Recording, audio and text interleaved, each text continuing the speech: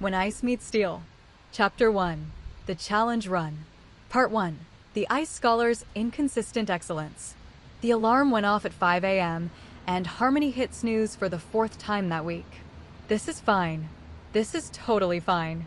I'll just skip the morning workout. Again. By 7:30 a.m., she was scrambling through her apartment, a small but cozy one-bedroom that somehow looked both meticulously organized and chaotically lived in at the same time. Her research notes were filed perfectly by date. Her gaming setup had 3 monitors and cable management that would make tech enthusiasts weep with joy. Her kitchen had a meal prep container system labeled by day and macros. The meal prep containers were empty. Week 3 of the new improved Harmony initiative. Status: questionable. She grabbed a protein bar, breakfast of champions who've given up, threw on her usual outfit, comfortable jeans, a hoodie with "Trust Me, I'm a Scientist" printed on it, and her favorite worn-in sneakers, and rushed out the door. Harmony Chin worked as a research assistant at Glacier Point University, specifically in the Department of Biomechanics and Human Performance. It wasn't glamorous. It wasn't what she'd imagined when she graduated with honors in exercise science. But it paid the bills, let her work on interesting projects, and most importantly, kept her close to her best friend Dakota. Speaking of whom, her phone buzzed. "Dakota, morning sunshine sun. You skipped the gym again, didn't you? I can sense these things. Also, I made you a sandwich. It's in the lab fridge." "You're welcome, I'm the best friend ever." Harmony smiled despite herself, typing back quickly as she speedwalked to the bus stop. "Harmony, you're the best. And I didn't skip, I just postponed. Indefinitely. Look, I'll start again Monday." "Dakota, you said that last Monday. And the Monday before that." "Babe, I say this with love. You are really good at starting things. And really bad at continuing them." Harmony winced because Dakota was right. Dakota was always right, which was both her best and most annoying quality. The thing was, Harmony loved the idea of self-improvement. She'd watch YouTube videos about morning routines and feel so inspired she'd immediately create a color-coded schedule. She'd read articles about discipline and make detailed plans. She'd buy the workout equipment, prep the meals, download the apps. And then, day 3 would hit. Or day 5. Or sometimes, if she was really on a roll, day 9. And she'd just stop. Not because she didn't care. Not because she didn't want it. But because the initial excitement would fade, and then it was just work, and her brain would say, "Hey, you know what's more fun than this?" Literally anything else. Like gaming. Gaming, she was consistent with. Gaming, she showed up for. Gaming, she'd stay up until 3 a.m. perfecting a challenge run even though she had work at 8 a.m. Why can't I bring that energy to literally any other part of my life? The bus arrived, and Harmony climbed on, finding a seat near the back. She pulled out her phone and opened her current obsession, a brutal roguelike game where every mistake meant starting completely over. She died 47 times. She was going for 48. Just one more run before work, she told herself, fingers already moving across the screen with practiced precision. By the time Harmony reached the lab, she was in a significantly better mood. She'd made it to level 8 this time, a personal record, and Dakota was waiting with coffee and that promised sandwich. Dakota Park was everything Harmony was not: tall, effortlessly put together, naturally athletic, and currently nursing a broken heart that was slowly, painfully healing. "You're late," Dakota said, but she was smiling. "I'm consistent about being inconsistent," Harmony replied, accepting the coffee gratefully. "It's basically my brand at this point." "How's the challenge run going?" "Terribly. I love it." "And the actual challenge of taking care of yourself?" "Also terribly. I'm less enthusiastic about it." Dakota laughed, but there was something sad in it. She'd been doing that a lot lately, laughing with shadows in her eyes. It had been 3 months since the breakup. 3 months since Dakota had been caught between 2 people she loved, forced to choose, and ended up losing both. 3 months of watching her best friend slowly piece herself back together. Harmony had watched the whole thing unfold with a strange, analytical detachment that she both appreciated and hated about herself. While Dakota was sobbing, Harmony's brain was running equations. If person A loved person B, and person B loved person A and person C, and person C loved person B. Why did anyone have to lose? Why was it structured as a competition instead of a collaboration? She'd gone down a research rabbit hole after that. Polyamory, relationship anarchy, ethical non-monogamy. All these frameworks that suggested maybe, just maybe, love didn't have to be a zero-sum game. The problem was, Harmony had exactly zero practical experience with any kind of romantic relationship.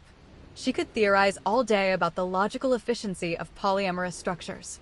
She could explain the psychology, the communication frameworks, the boundary-setting techniques. But actual dating? Actual vulnerability? Actual risk? Terrifying. Absolutely terrifying. Earth to Harmony. Dakota waved a hand in front of her face. You're doing the thing where you stare into space, and I can practically see the gears turning. Sorry, Harmony blinked back to reality. Just thinking. About? Consistency. And why I'm so bad at it. You're not bad at everything, Dakota pointed out. You show up for work every day. You show up for me. You've been playing that masochistic game for like 6 months straight. Yeah, but that's different. How? Harmony paused, trying to articulate something she'd never quite put into words. Gaming has immediate feedback. I die, I learn, I try again, I see progress, even if it's slow. But real life? Self-improvement? It's all delayed gratification. Work out today, maybe see results in 3 months. Meal prep today, maybe feel better eventually. It's like, I need to see the numbers going up, you know? I need the progress bar. So you're saying you need to gamify your life? Maybe? Harmony laughed. God, that sounds ridiculous when you say it out loud.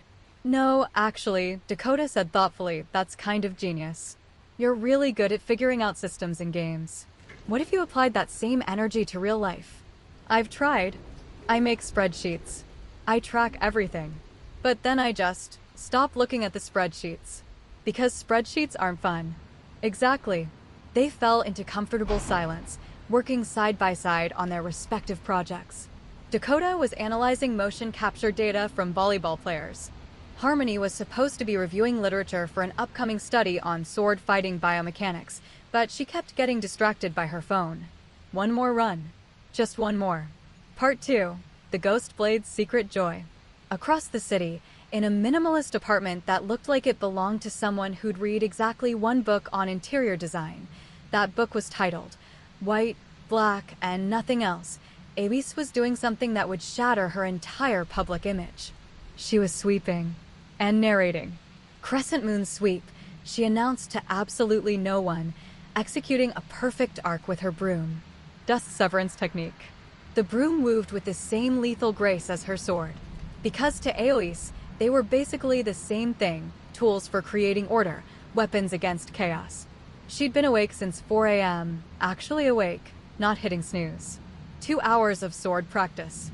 1 hour of meditation. 30 minutes of cooking a balanced breakfast. Now, the sacred ritual of cleaning. Most people would call her disciplined. Aois called it survival. When you spent your childhood training under a master who believed idle hands invited demons, you learned to find purpose in every action. Sweeping wasn't a chore, it was moving meditation. Cooking wasn't a task, it was alchemy. Even folding laundry became a study in precision and patience. The sword had taught her everything: focus, control, the beauty of repetition, the power of small, consistent actions building toward mastery. It had also, unfortunately, taught her that most people were exhausting. Aois moved through her apartment with practiced efficiency, dust falling before her like enemies on a battlefield. Her space was exactly as she liked it. Clean lines, no clutter, everything in its place. White walls, black furniture, a single shelf of perfectly arranged books, all about swordsmanship, philosophy, or the occasional mystery novel when she felt wild. Her sword, Hakuryu, White Dragon, rested in its stand by the window, catching the morning light. She'd won her first tournament at 16. By 20, she was ranked in the top 10 nationally. By 23, she was #1 in the world. Now, at 26, she was a ghost. She competed because the tournaments were mandatory to keep her ranking. She won because losing felt like breaking a promise to her master. May he rest in peace, the demanding bastard. But everything else, interviews, sponsorships, social media, Public appearances, she avoided like someone had gamified how to be a hermit, and she was going for 100% completion. The rumors were endless and hilarious. She's horribly scarred and hiding her face. She's a criminal in witness protection. She's secretly royalty and can't reveal her identity. She's cursed and everyone she talks to dies. She's just really, really stuck up. The truth was both simpler and stupider. Ais just really liked being alone. People were complicated. They wanted things attention, validation, entertainment. They asked questions she didn't know how to answer. They looked at her and saw the ghost blade, this mysterious figure, this untouchable champion. They didn't see the woman who practiced victory poses in the mirror because they looked cool. The woman who named her sword techniques after weather phenomena because it sounded dramatic. The woman who sometimes narrated her daily life like she was the protagonist in an anime. Breakfast Preparation Arc, Episode 3, The Toast That Would Not Brown. She'd tried once to be social. After her first major win, her former management team had pushed her into the spotlight. Interviews, photo shoots, meet and greets. She'd smiled politely, answered questions in as few words as possible, and felt like she was suffocating the entire time. After 3 months, she'd fired them all and hired a single lawyer whose only job was to handle the minimum required publicity and keep everyone else away from her. Best decision of her life. Now her days were beautifully, perfectly routine. 4 a.m., wake, meditate. 6 a.m., sword practice.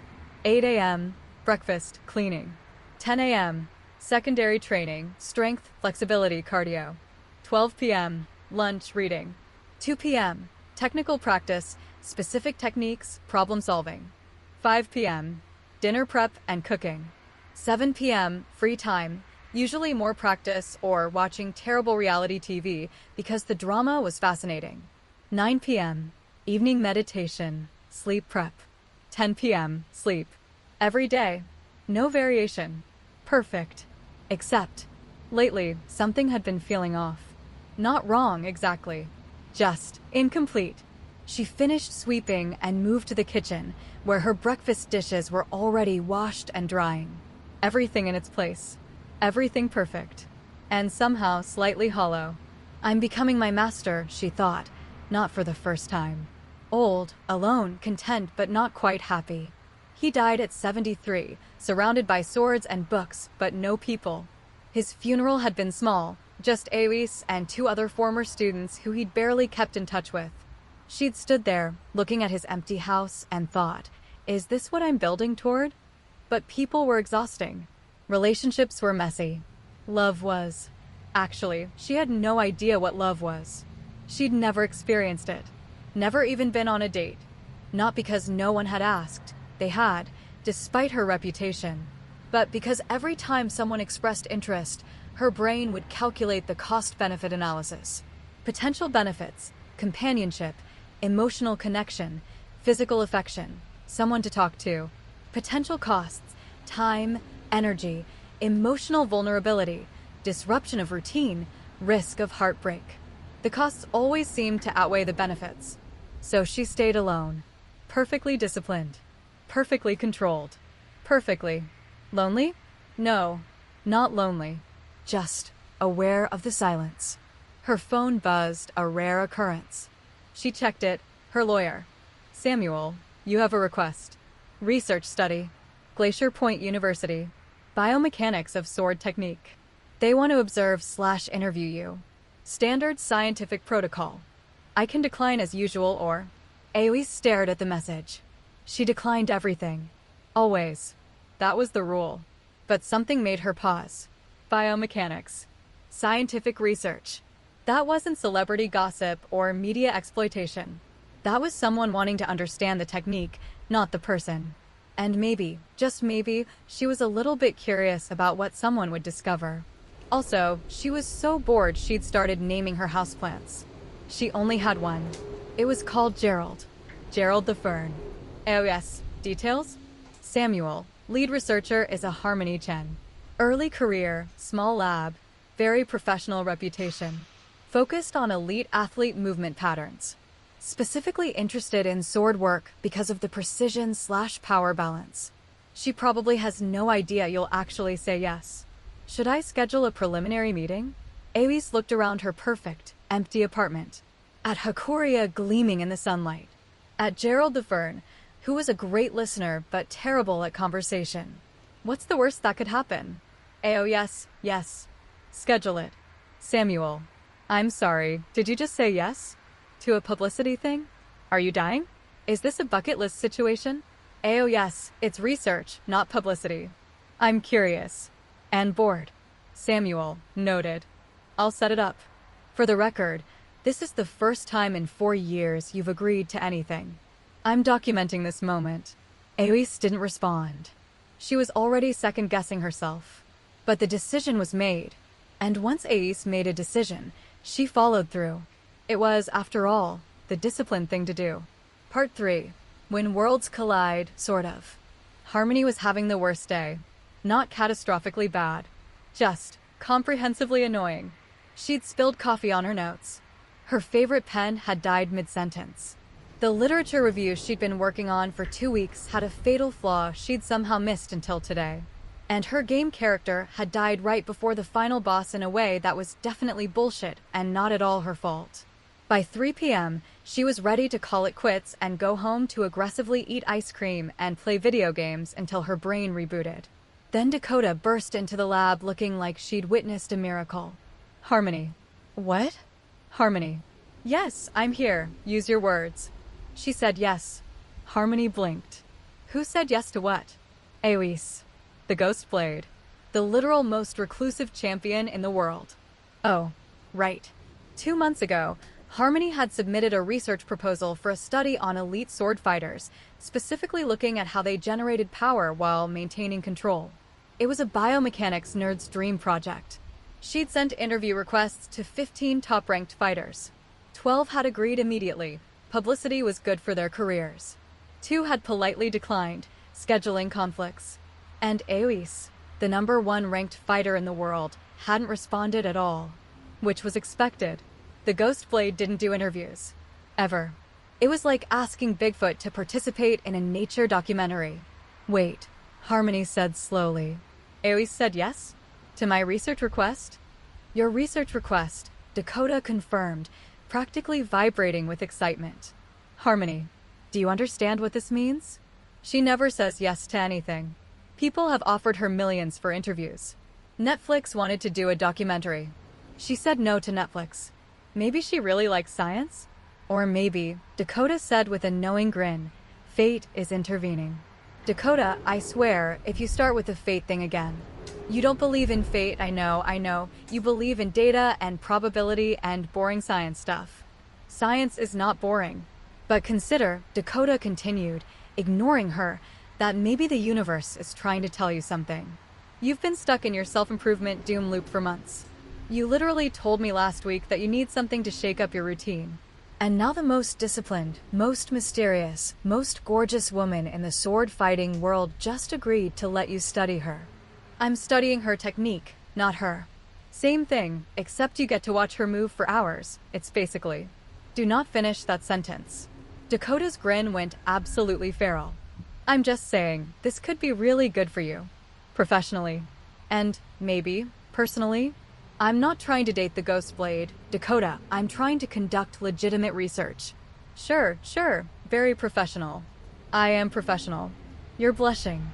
I'm not. Harmony caught sight of herself in the reflection of her computer screen. She was, in fact, blushing. Shut up, she muttered. Dakota just laughed. Meeting is scheduled for Monday, 10 a.m., at her private training facility. She's requested it be just you, no assistants, no cameras, preliminary discussion only. That's reasonable. For someone who values privacy. That's intimate, for someone who never agrees to anything. You're reading into this. And you're in denial. It's cute. Anyway, Dakota handed her a folder. Here's everything I could find about her. Which isn't much, because again, ghost. But you should probably prepare. Harmony took the folder, trying to ignore the weird flutter in her stomach that was definitely just nervousness about the research opportunity and absolutely nothing else. Thanks, Dakota. Anytime, bestie. Now go home, Prep your questions and try not to freak out about the fact that you're going to meet the most mysterious woman in modern sport. I'm not freaking out. Sure you're not. Harmony grabbed her stuff and headed home, folder clutched to her chest, mind already racing with possibilities. That night, Harmony did what she always did when faced with something important. She researched obsessively. She pulled up every video she could find of Aoi's fighting. And there weren't many, just tournament footage, mostly silent except for commentator reactions. But God, she was incredible. Aoi's moved like water, fluid, precise, devastating. Every strike was economical, no wasted movement, no excessive flourish. Just perfect technique executed with inhuman consistency. She was tall, Harmony had known that intellectually, but seeing her tower over opponents was different. White hair pulled back in a practical ponytail, face focused, purple-blue eyes tracking every movement of her opponent with predatory clarity. She won every match in under 3 minutes. And then she'd bow, leave the ring, and disappear before anyone could approach her. Harmony watched one tournament final where Aoi's had disarmed her opponent so quickly the commentators had to replay it 3 times to understand what happened. It's like she knows what they're going to do before they do it, one commentator said. She's not reading their moves, another replied. She's reading their intent. Watch her eyes. She's tracking their center mass, their breathing, their weight distribution. By the time they commit to an attack, she's already countered. Harmony rewound the footage, watched again. They were right. Aoi's wasn't reacting to attacks, she was predicting them. It was almost mathematical in its precision. I wonder if she thinks in probabilities, Harmony thought. Attack from left, 70% likely. Counter with high guard, 85% success rate. Disarm, 60% optimal. Her brain did that, saw patterns, calculated outcomes, tried to optimize for success. She wondered if Aoi's brain did the same thing. She wondered what it would be like to study someone who'd turned discipline into an art form.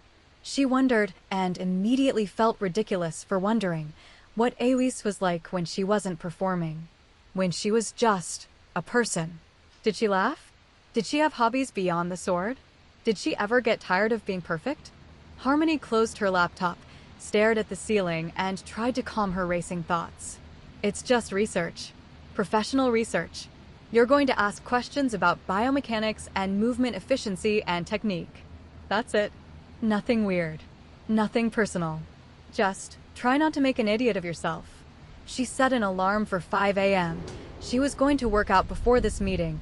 She was going to be disciplined for once, and fell asleep with her mind full of white hair and purple-blue eyes and sword techniques that looked like poetry. Part 4, the night before. Saturday, 11:47 p.m. Harmony was still awake, gaming, because of course she was. One more run. Just one more. Her character died spectacularly. Bullshit. Complete bullshit. The hitbox on that attack was broken, and she groaned, setting down her controller. Her phone buzzed. Dakota, you better be asleep. You have a big day Monday. Need to be well rested. And not doing a challenge run until 3 a.m. Harmony winced. Harmony, it's not 3 a.m. yet. I have time. Dakota, Harmony Rain. Love you. Dakota, but you are a disaster. Go to bed. Harmony, fine, am on. Going to bed now? Probably. Dakota, I will come over there. I will unplug your console. Don't test me. Harmony laughed, but she did turn off her game. She brushed her teeth, changed into pajamas, an oversized gaming tournament shirt from 2019, and climbed into bed. But sleep didn't come. Her mind was racing, not with anxiety exactly, but with that fizzy anticipation that came before something important. Like standing at the start line of a race, or loading into a boss fight you've been preparing for. Monday, I meet the Ghost Blade. I get to ask her about sword technique and biomechanics and movement patterns and maybe, just maybe, figure out what someone looks like when they've mastered the thing Harmony couldn't figure out, consistency. What did discipline look like from the inside? Was it a constant fight, or did it become easy? Did Ace ever want to quit? Did she ever hit snooze? I wonder if she's ever failed at anything. The thought sat heavy in her chest. Harmony was used to being good at things when she actually tried. School had come easy. Research came naturally. Gaming was intuitive. But sustaining effort? Being consistent? That's where she always failed. She'd start strong, burn out, give up. Start again, burn out, give up. The cycle was exhausting. Maybe talking to someone who'd figured it out would help. Or maybe she'd just feel even worse about her own inconsistency. Guess I'll find out Monday. She rolled over, closed her eyes, and tried to sleep. Across the city, Ais was also awake, but she'd been awake since 4 a.m. and was now winding down her day with her evening meditation. She sat cross-legged on her floor, Hakoria resting across her knees, breathing slowly and evenly. Inhale, exhale, clear the mind. Return to center. But her mind kept drifting to Monday. The researcher, Harmony Chin. Ais had looked her up, of course. Professional curiosity. Young, early in her career, but published in some respectable journals. Specialized in elite athlete biomechanics. Photos showed a friendly-looking woman with blonde hair tipped in icy blue, bright eyes, a warm smile. She looked nice, which was, oddly, more intimidating than if she'd looked cold and professional. Ais could handle cold and professional. That was a transaction. Information for data, clear boundaries, minimal emotional engagement. But nice? Nice meant expectations. Nice meant small talk. Nice meant potentially having to be personable. Why did I agree to this? Because she was bored. Because she was curious. Because something about the silence in her apartment had started feeling less like peace and more like loneliness. Because maybe, just maybe, she was tired of being the ghost blade and wanted to be someone. Anyone. Even just for a few hours. Inhale. Exhale. Monday is just another challenge. Approach it like a fight. Observe, assess, adapt. She finished her meditation, stood, returned Hakoria to its stand, and moved through her nighttime routine with practiced precision. By 10 p.m., she was in bed, eyes closed, body relaxed. But her mind was still thinking about Monday. About a researcher with ice blue hair tips who wanted to understand the mechanics of the sword. About what it might be like to let someone into her world, just a little bit. About whether she'd remember how to have a conversation with someone who didn't immediately want something from her. It's just research, she told herself. Nothing personal. Nothing complicated. Just try not to scare her away. She fell asleep thinking about white floors and bright lights and the unfamiliar feeling of anticipation. Part 5, Sunday, the preparation disaster. Sunday morning, Harmony woke up at 9:30 a.m. She'd slept through her alarm. Again. Perfect start to the being disciplined plan. She groaned, rolled out of bed, and immediately tripped over her controller. Oh, fuck. Okay. New plan. Survive Sunday, prepare for Monday, don't spiral. She made coffee instant because the coffee maker was buried under a pile of research papers, opened her laptop, and started prepping questions for tomorrow's meeting. But her brain kept drifting. What if she thinks I'm unprofessional? What if I ask a stupid question? What if she's intimidating and I freeze up? What if? Her phone rang. Dakota. Hello. How's the spiral going? I'm not spiraling. You're absolutely spiraling. I can hear it in your voice. Harmony sighed. Okay, maybe a little. But it's fine. I'm fine. You're going to be great, Dakota said firmly.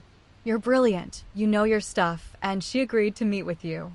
That means she's already interested in what you have to say. Or she was bored. Or, Dakota continued, she saw your research proposal and thought, wow, this person actually understands what I do. This isn't just celebrity gossip bullshit. Give yourself some credit. I'll try. Good.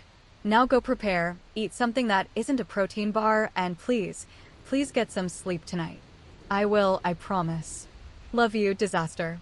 Love you too. Harmony hung up, stared at her laptop, and tried to focus. She spent the rest of Sunday alternating between writing questions, productive. Rewriting questions because they sounded too casual, less productive. Googling how to interview a reclusive champion, not productive. Playing one quick game to clear her head, definitely not productive. Also, it turned into 5 games. Having a minor crisis about what to wear, combat boots? Too try hard. Heels? Can't walk in them. Sneakers? Too casual. More sneakers, but nicer? Perfect. By 8 p.m., she had a solid list of questions. An outfit selected, professional but comfortable. Nice jeans, button-up shirt, her favorite sneakers, light jacket. A minor stress headache. Zero confidence, but maximum determination. Tomorrow. Tomorrow I meet the Ghost Blade. Tomorrow everything changes. Or nothing changes, and it's just a normal research interview, and I'm being dramatic. Probably that second thing. But maybe the first. She set her alarm for 6 a.m. She was going to wake up early this time, laid out her clothes, triple-checked her questions, and went to bed. Aoi spent Sunday exactly as she spent every Sunday, training, cleaning, reading, meditating. But she found herself distracted in ways she wasn't used to. During morning practice, she caught herself wondering if the researcher would understand the subtlety of certain techniques. During lunch, she caught herself planning what she'd say, which was ridiculous, because she didn't plan conversations. She barely had conversations. During evening meditation, she caught herself nervous? No, not nervous. Anticipatory. There was a difference. Tomorrow is just another challenge. I've faced opponents with decades more experience. I've fought in front of thousands of people. I've won championships. One researcher asking questions is nothing. So why does it feel like something? She didn't have an answer. But she prepared anyway, reviewing her own technique in her mind, thinking about how to articulate things she'd never had to explain, wondering if words could capture what the sword had taught her. By the time Monday morning arrived, she was ready.